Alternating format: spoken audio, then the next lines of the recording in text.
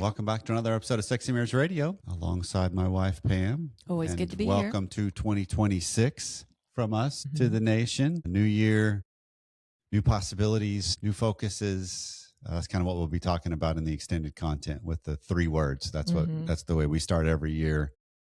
And so even though we're, almost a week into the year now since the way the calendar fell. Yeah. The extended content, we'll walk through our 3 words. Encourage those of you that are in the academy to share yours on the platform if you haven't already.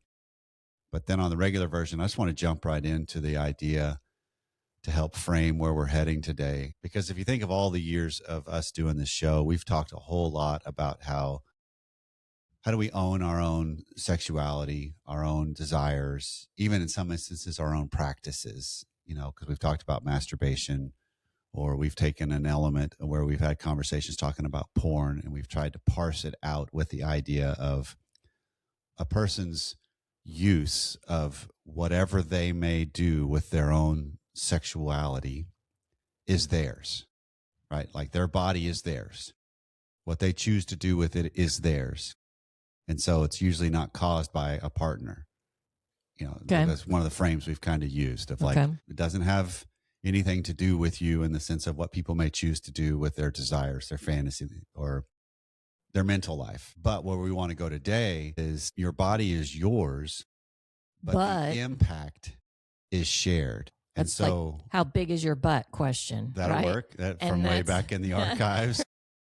and that the impact is a huge butt here, right? And yes. And so your fantasy life is never just yours. Mm-hmm. Your sex life in marriage is never just yours.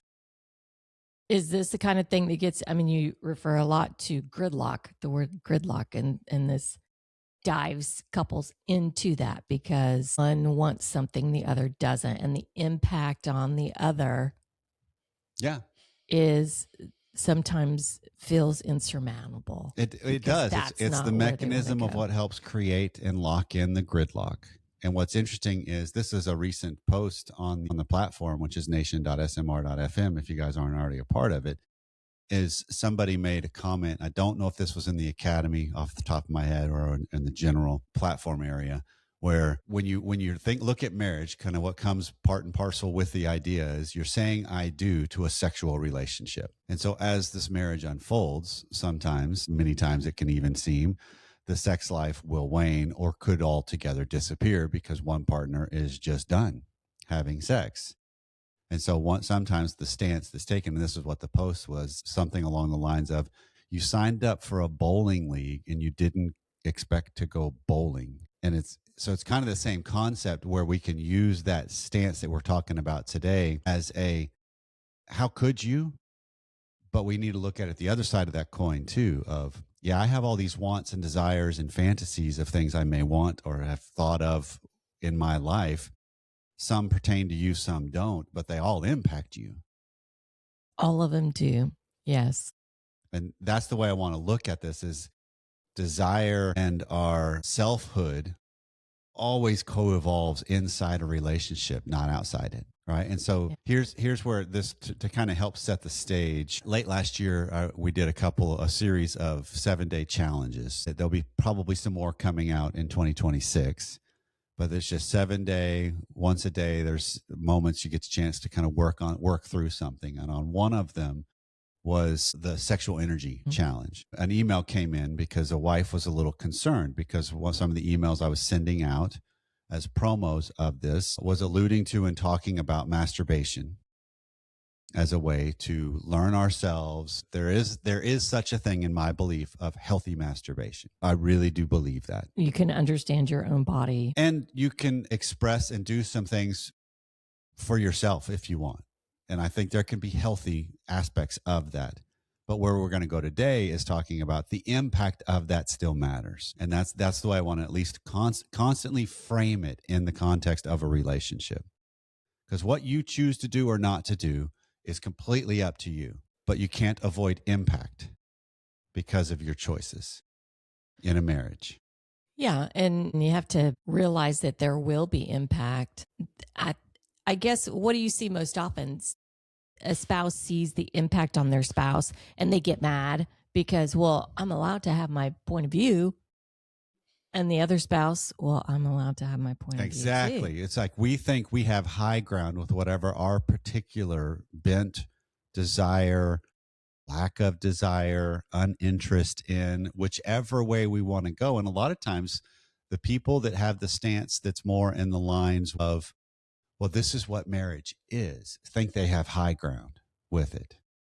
And now we can start weaponizing it. It's like, well, you signed up to go bowling, so how dare you not want to bowl? When in reality, yeah, they did.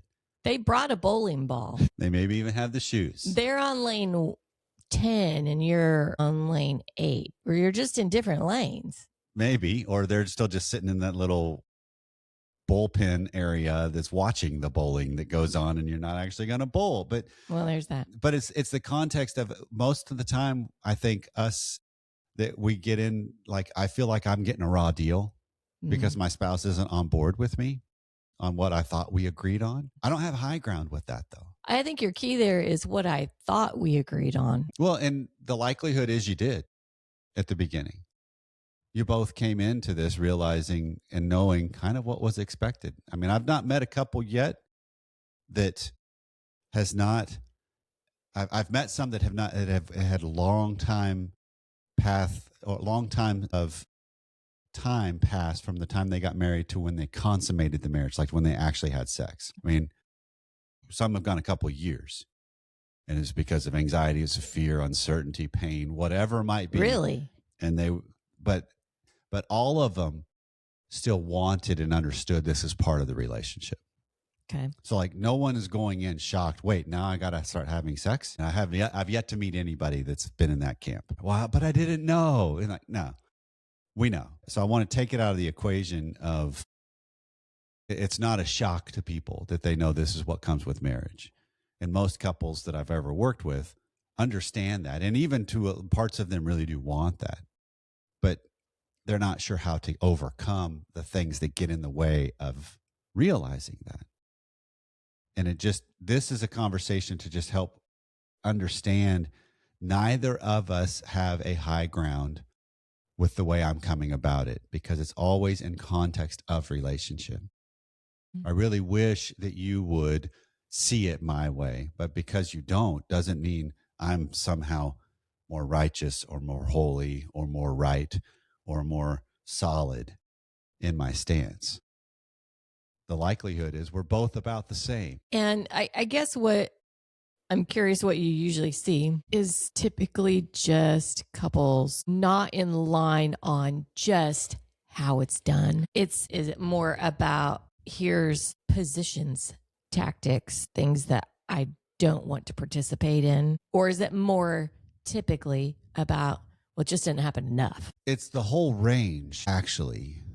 There's going to be some that would be in the camp of it's just not enough, which then the other person would say it's just not enough, right? They see it too, because in that situation, it is this element of enoughness. Could you ever find, quote unquote, enough of anything? Yeah. Right? Yeah. In our life. Yeah. Because it's the law of diminishing returns, and it's the law of insatiability, and it's the law of some of these things that we do in life. They're not designed to be enough.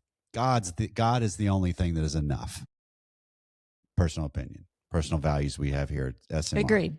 Right? But if I get $1 million, that'll be enough. Happy. And then you talk to somebody that's got $1 million, and they're like, no, $10 million Oh, is even what the I same need. person, And then once 10 they hit million, $1 million, they get $10 million, and it's like, that's not enough. I mean, what is it? One of the Hunt brothers, the oil tycoon people that are still around, that they made, is it true that you make $1 million a day? And one of them immediately replied, I would starve on $1 million a day. Right. And it's like, that does not compute. And so this is where most of the time what we think of is we only look at it through our own lens, and we don't realize our lens's impact matters. That's where I want to at least kind of have the conversation, to at least plant that lens with people as we start a new year, to realize that this is about self-development.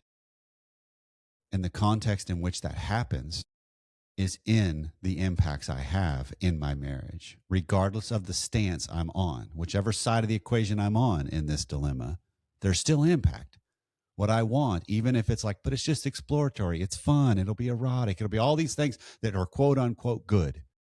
There's still impact in that, because a lot of times, back to your question you asked earlier, most of what I see is one person is not freely participating, freely choosing sex and their experiences because of pain, trauma, shame, history, something. And what's being revealed in this is their unwillingness to actually confront themselves about that. It's easier to take the stance of, because you did XYZ, I'm not going to XYZ.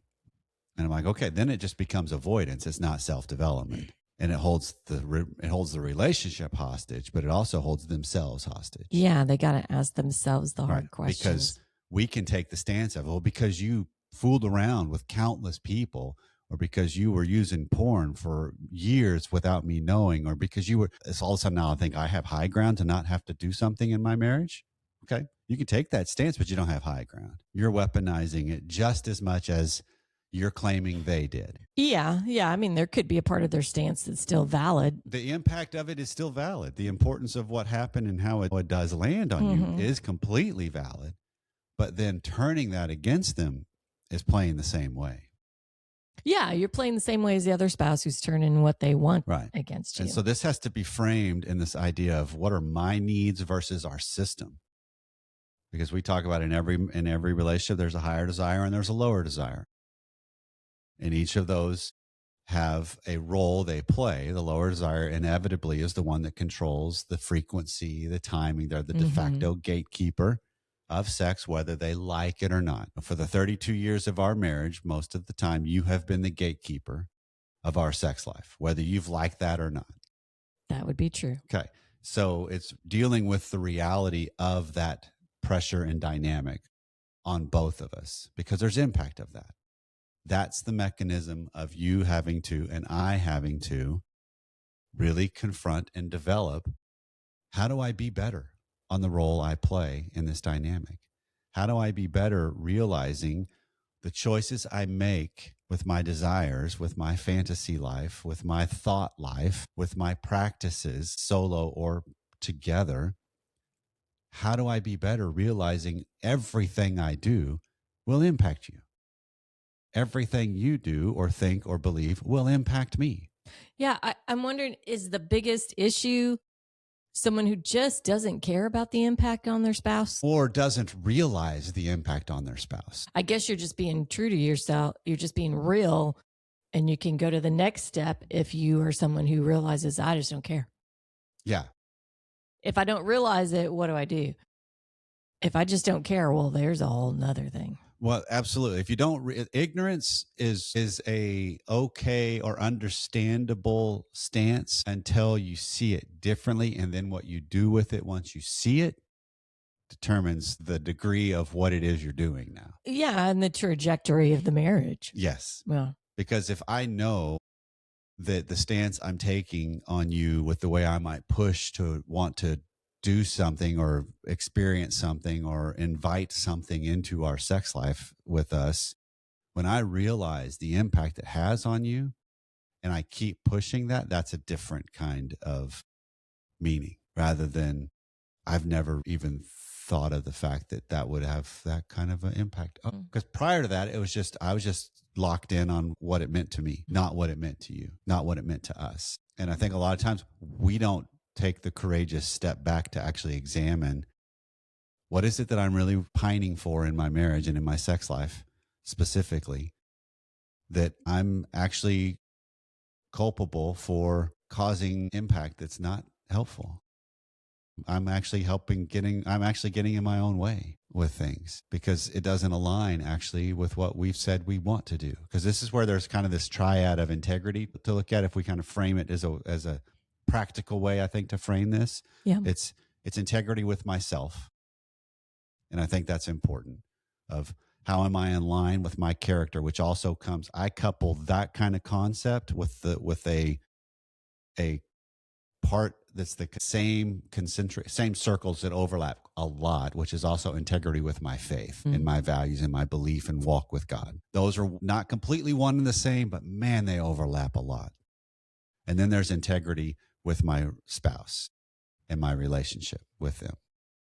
So we kind of have this triad going on that when I can look at it as, yeah, I'm entitled to whatever I want as it pertains to me, but it always exists in the context of a relationship. So how am I willing to confront the impact of whatever it is I want with me and realizing it will impact? I hate that word entitled. Well, it's fair. Cannot stand that word. Okay.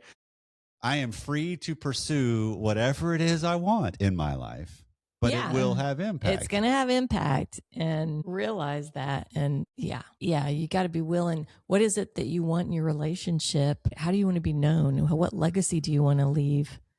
There's all these things that you think about when you're really trying to pursue being the best person, the best Christian, the best spouse you can be. Right. All these things that impact it. Right. And this is where the whole point I want to get to with this is just realizing that I'm free to seek and be who I think I want to be.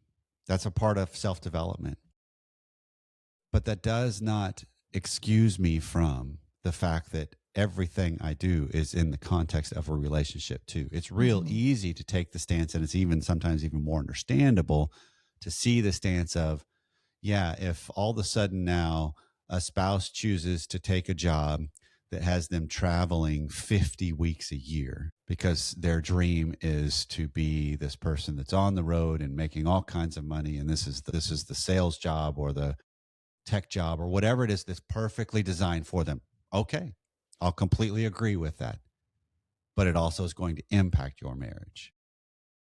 Yeah. So what are you going to do about that? And so it's easy to, when all of a sudden a spouse takes a stance in this scenario of, yeah, I'm just really concerned about all the travel. And then that can be warranted because maybe there was some shenanigans and stupidity that has happened earlier in life or earlier in the marriage or earlier in the dating, or they've heard stories about other people and all this stuff, thus the trauma, all of these fears that are real.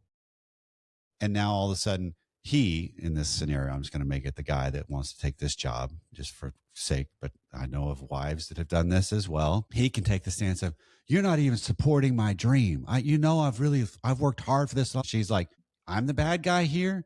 Well, I want to at least propose the lens adjustment of, so is he, because just because he's seeking this great opportunity, which he is free to seek, he has to realize it will have impact.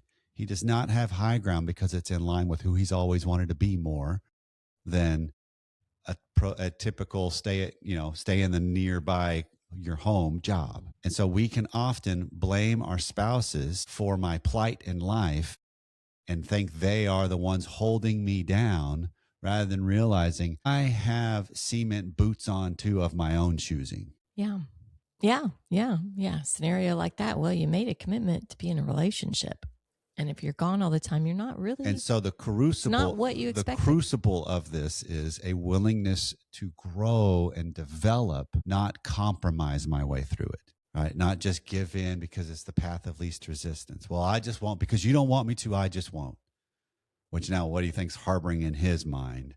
Oh, it's all her fault. There's blame and now game. She's even of the whole, I'm getting in the way of what I know he really wants to do. Because if she's paid attention and has a somewhat accurate map with if they've been married for a while, she does. She knows it, right? And it's like, I'm kind of trapped too because of this opportunity. And now all of a sudden it's his fault rather than, no, hold on. This is an opportunity for the system to really align better within the context of this gridlock. And you change your relationship to the gridlock, not the gridlock itself. You start looking at what is my culpability and co-creation of this so that I'm better at, you know what? I understand completely this is a goal that you've got. It just really causes some fears. And I want to make sure I'm upfront about these and we come up with a way to coordinate to see if this can't happen. I'll handle me and I'll trust you'll handle you. And this is easy in theory, incredibly difficult to actually do because gridlock growth is self-development boot camp. And all the things that come along with the scenario that you're proposing here. Yes. Do you have kids and all the things dealing with that and dealing with the house? Tons. And but we don't think of this in the context too often of my sexual desires, my sexual longings, my sexual fantasies. Yeah, they're mine. But if I actually want to start sharing those or take my marriage to a deeper level, it's going to have impact. And I can blame my spouse because, well, they didn't handle it well. They dismissed it. They laughed at me when I brought that up. You got scared by it and you ran out, and now all of a sudden you're changing in the bed with the door closed and I can't even see you naked anymore. All of these reactions we have. Okay, I'm culpable for that dynamic, even though I thought I was just taking the stance of I'm trying to take us to a deeper level. Well, maybe my intent is that, but it's going to have impact. And so you have to realize that's the way all of this unfolds. Yeah. So how do we start getting skills to cope with the impact, to deal with that, to be better together through it, and come up with those? Yeah. And that's solutions, that's right? an individual thing playing out relationally, which means I'm able to handle how it may go, because I also know I need to deal with me in this too, not just blame you. Well, I got to deal with me first. Yeah. Yeah, more than anything, that we have to figure out how to, because if we can't figure out how to deal with ourselves first, how are we going to make a relationship work? Yeah, yeah. So it's understanding and dealing with.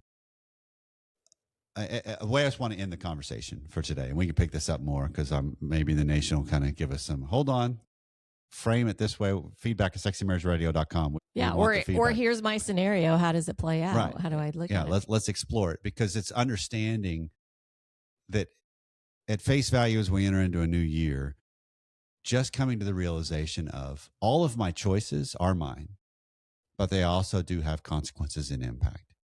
How do I at least factor that in and that realization in a little bit more? So that way what happens between us is at least cleaner, and then we know what we're really fighting about. We know what the real tension is, rather than I feel like you don't even acknowledge me. You don't even know what it's like. You don't even blah, blah, blah. Like, well, no, get underneath that. Look underneath all of that and realize I'm part of the problem with this thing. So how do because I'm not saying stop wanting what you want. I'm just saying use that in development processes to refine and be cleaner with how you go about that. Because then it can be a much more compassionate growth opportunity rather than a tyranny of the lowest common denominator that so often turns into. Yeah. Because that's when you show up to the bowling alley, to use the analogy, and one of you is all excited and the other's not getting out of the car. Well, marriage has seasons of that. But realize both people have created that, not just the person that gets blamed because they won't get out of the car.